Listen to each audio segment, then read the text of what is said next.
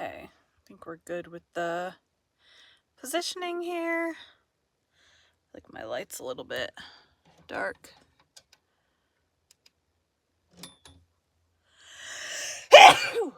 Okay, we're just doing one chapter today. I had to move my mic a little bit. Yesterday I was catching quite a few plosives, which is like so I had to move it a little bit. Actually, let me hold on just a second.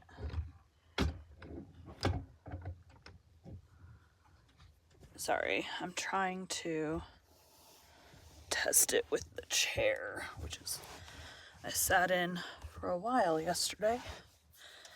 Okay, so the point is that I'm able to sit or stand. And what I have to kind of figure out, because I bought a, this is a drafting chair or an engineer's chair, something like that. And so it's like much higher up than a normal chair. But I need to figure out like the distance from my stomach to the corner of my table here, which is when I'm standing, that would be the indication. Anyways, I think we're good. I don't hear anything. I need to wrap the, some of these squares I'm pretty sure have come disconnected from their Velcro. So the corners start to flop down. I have some like extra sticky tape. That should, we're gonna sit in the chair today. That should help connect it back. I had to do that yesterday. The ones around the door, because the door's pretty small. And so I have to like turn sideways to get in. And then some of the squares that like I would bump into trying to get in. The like sticky of the Velcro. While I bought like super sticky Velcro, I'm sticking it to like a foam surface, which I knew wasn't going to be like basically too many bumps and that's going to come disconnected. So I'm going to have to use like a extra sticky tape to stick it together. Anyways, let's go. Today we'll be continuing Adventures of Huckleberry Finn by Mark Twain. Chapter 11.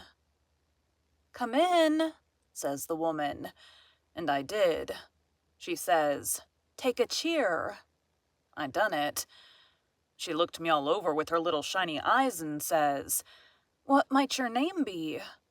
Sarah Williams. Whereabouts do you live in this neighborhood? No, I'm in Hookerville, 7 miles below. I've walked all the way and I'm all tired out. We gotta capture her voice. Hungry too, I reckon. I'll find you something.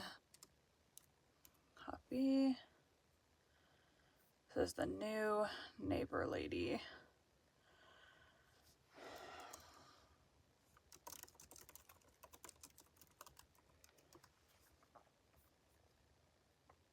Okay.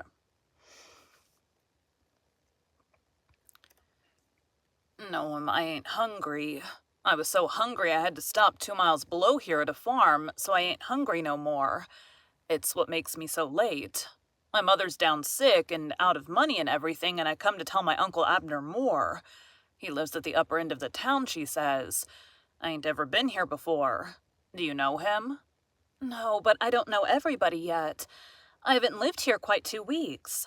It's a considerable ways to the upper end of the town. You better stay here all night. Take off your bonnet. No, I says. I'll rest a while, I reckon, and go on. I ain't afeard of the dark. She said she wouldn't let me go by myself, but her husband would be in by and by, maybe in an hour and a half, and she'd send him along with me. Then she got to talking about her husband and about her relations up the river, and her relations down the river, and about how much better off they used to was, and how they didn't know but they'd made a mistake coming to our town instead of letting well alone, and so on, till I was afeard I had made a mistake coming to her to find out what was going on in the town. But by and by she dropped on to Pap and the murder, and then I was pretty willing to let her clatter right along. She told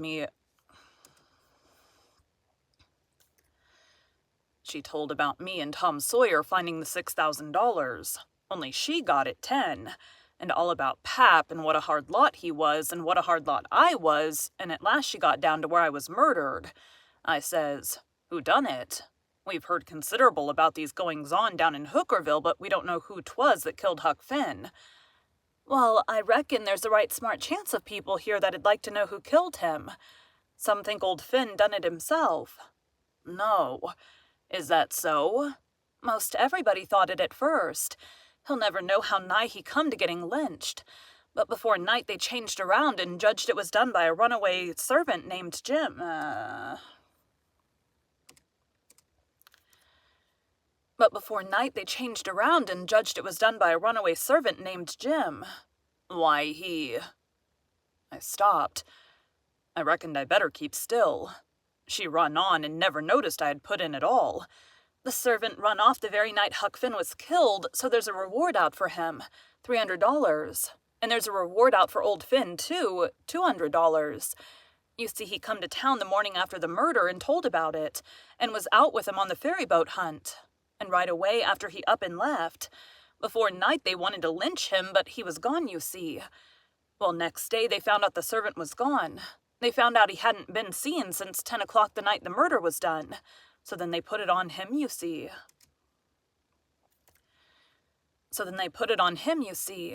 And while they was full of it, next day, back comes old Finn and went boo-hooing to Judge Thatcher to get money to hunt for the servant all over Illinois with. The judge gave him some. And that evening he got drunk and was around till after midnight with a couple of mighty hard-looking strangers, and then went off with them. Well, he hain't come back since, and they ain't looking for him back till his thing blows over a little, for people thinks now that he killed his boy and fixed things so folks would think robbers done it, and then he'd get Huck's money without having to bother a long time with a lawsuit. People do say he weren't any too good to do it. Oh, he's sly, I reckon. If he don't come back for a year, he'll be all right. You can't prove anything on him, you know. Everything will be quieted down then, and he'll walk in Huck's money as easy as nothing. Let me go back and look at the description of this lady from the chapter before.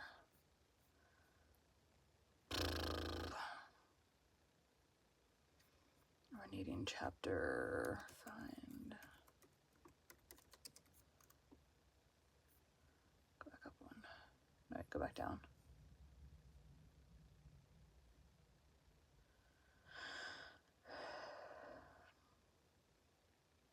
Okay, she's about 40.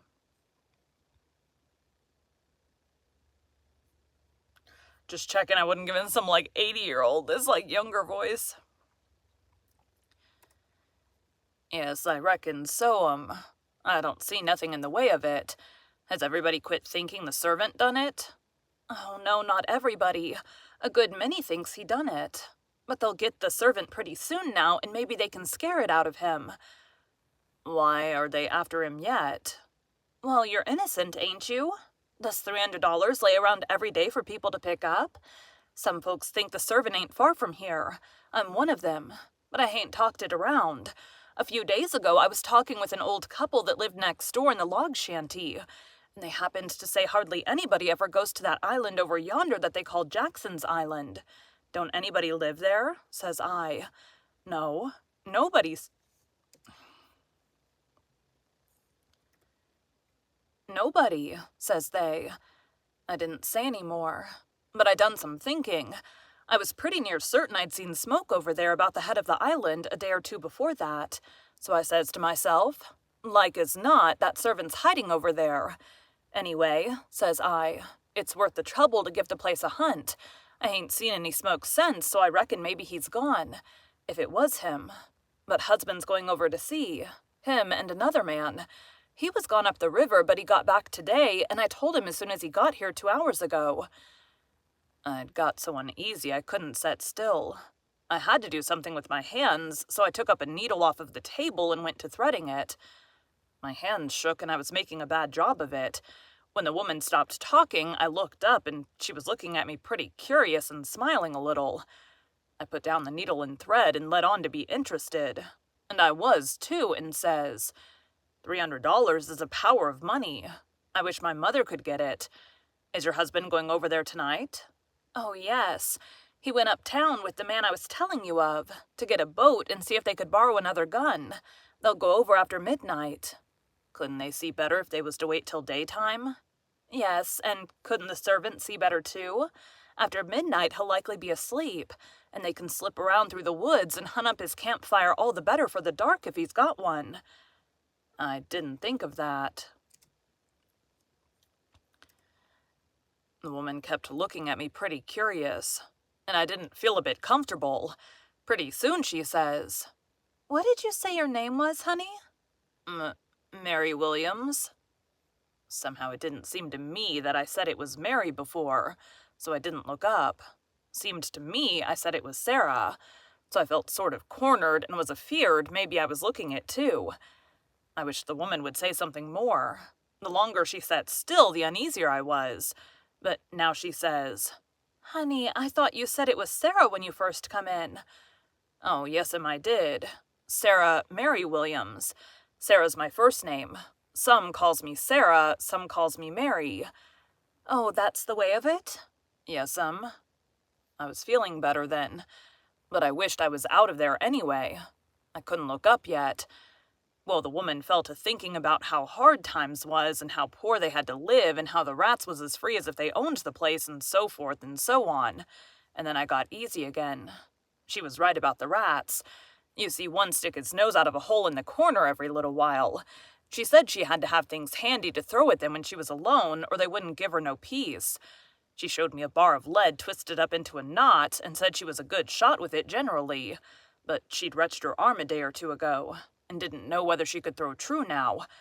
But she watched for a chance and directly banged away at a rat, but she missed him wide and said, "Ouch!" It hurt her arm so.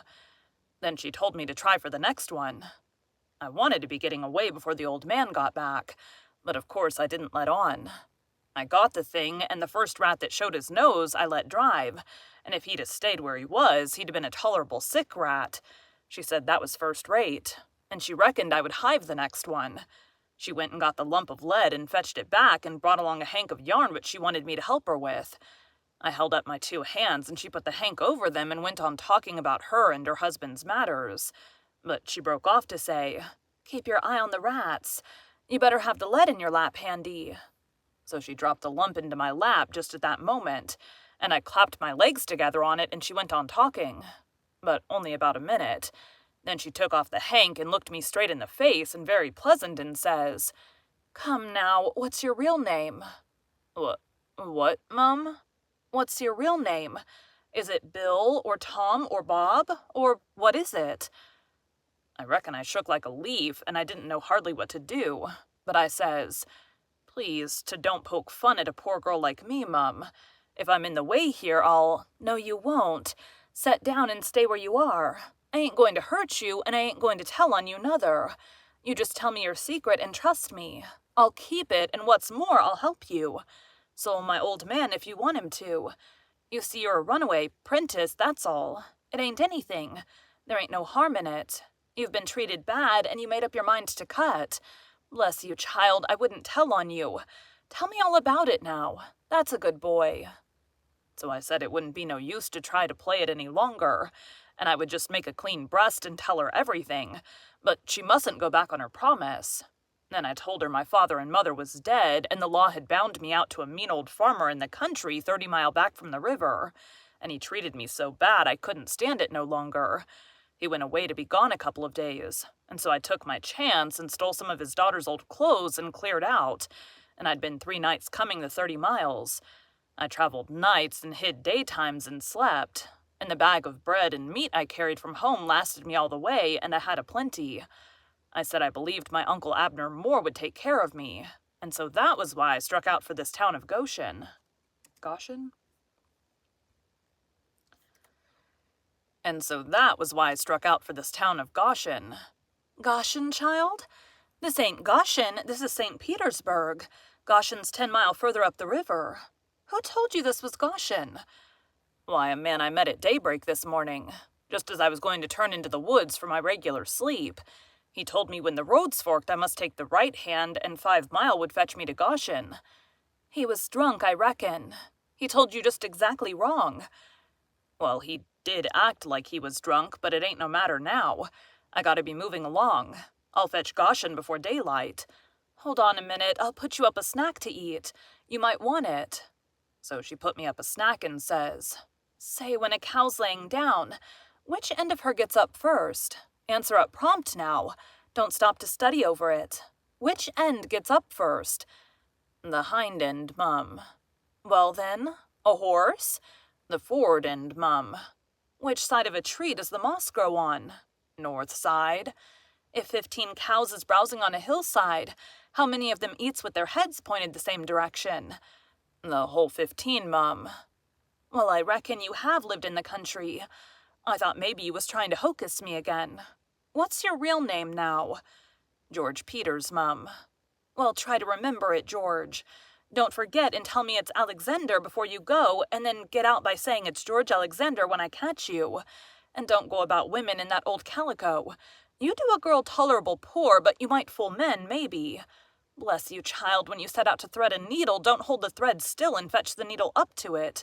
Hold the needle still and poke the thread at it. That's the way a woman most always does. But a man always does the other way. And when you throw at a rat or anything, hit yourself up a tiptoe and fetch your hand up over your head as awkward as you can, and miss your rat about 6 or 7 foot. Throw stiff-armed from the shoulder like there was a pivot there for it to turn on like a girl. Not from the wrist and elbow with your arm out to one side like a boy. And mind you, when a girl tries to catch anything in her lap, she throws her near... I can throw pretty good. So, I take offense to her saying that girls throw bad.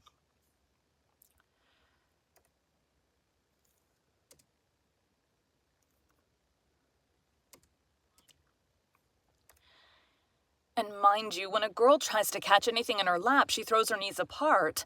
She don't clap them together the way you did when you catched the lump of lead. Why, I spotted you for a boy when you was threading the needle, and I contrived the other things just to make certain. Now trot along to your uncle, Sarah Mary Williams George Alexander Peters. And if you get into trouble, you send word to Mrs. Judith Loftus, which is me, and I'll do what I can to get you out of it.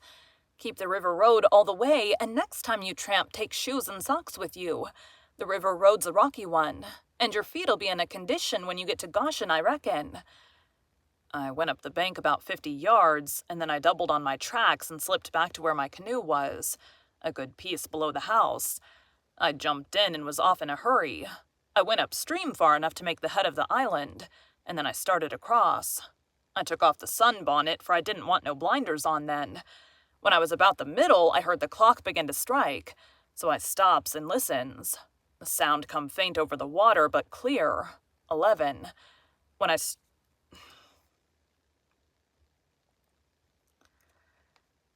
struck the head of the island, I never waited to blow. Though I was most winded, but I shoved right into the timber where my old camp used to be, and started a good fire there on a high and dry spot.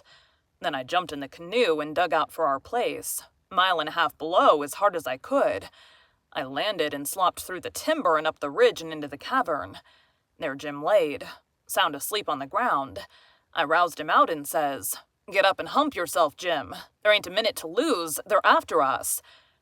Jim never asked no questions. He never said a word, but the way he worked for the next half an hour showed about how he was scared. By that time, everything we had in the world was on our raft, and she was ready to be shoved out from the willow cove where she was hid. We put out the campfire at the cavern the first thing and didn't show a candle outside after that. I took the canoe out from the shore a little piece and took a look. But if there was a boat around, I couldn't see it, for stars and shadows ain't good to see by. Then we got out the raft and slipped along down in the shade past the foot of the island, dead still, never saying a word. Thank you for joining Bite at a Time Books today, while we read a bite of one of your favorite classics. Again, my name is Bree Carlile, and I hope you come back tomorrow for the next bite of Adventures of Huckleberry Finn. My mouth made a clicky noise. All right, let's test this audio, shall we? Or we're just going to do it with the... So what I need to test, my audio needs to be somewhere between 18 and 23. Typically like it between 19 and 22 decibels averaged. That is what is required for audiobooks. And what was happening yesterday is everything was coming in too hot, meaning too loud. Everything was coming in like almost right at 18. And also any like p and t was picking up in the mic, which tells me that the mic was too close. So the volume I can change on my computer, but any like air picking up on the microphone, I have to like actually move the microphone to stop that from happening. Prior to being in here, that didn't happen at all. So it just tells me that when I set it up yesterday, I set it up too low. And the volume, I set it slightly too close to my mouth. Now the character that I started out with yesterday, let's see, let's test it. 1962. We good. We're almost at 20. The first chapter that I did yesterday, the character is this like, I don't know, I'm talking kind of loud, and so I think that was part of the issue. But ideally, I like it. So 18 is like the loudest it can be on average, and 23 is the quietest it can be. I generally like it right around the 20 mark. So between 19 and 21 is where I like it most of the time. But occasionally I'll have a chapter where like there's a lot of yelling, or a couple characters that I just have talking kind of loud for their like big personalities. And it just happens. So anyways, we are good now. We are better situated. I didn't hear any popping in here. So I will test it later today. I just moved it up about this much up above, and then it's angled, so it's off to the right of me. So it's angled away, it's up above, so it might catch the occasional puff of air. But for the most part, it shouldn't be picking up everyone, which is almost what was happening yesterday. So anyways, that's all for today. I have to work in a couple minutes, so I'm gonna go get started. Thanks, guys.